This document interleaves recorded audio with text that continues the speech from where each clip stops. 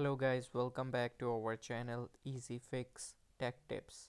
So guys, in this video I will tell you that how you can check which kind of window you are using, like it's Windows 11 or it's Windows 10 or it's Windows 7.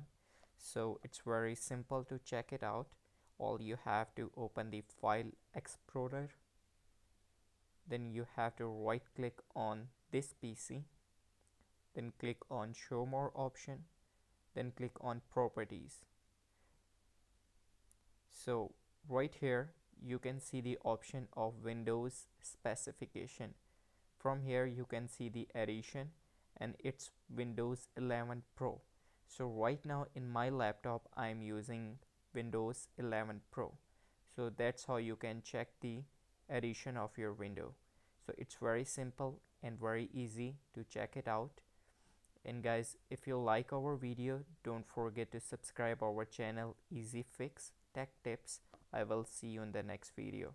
Thank you so much for watching. Have a great day. Bye bye.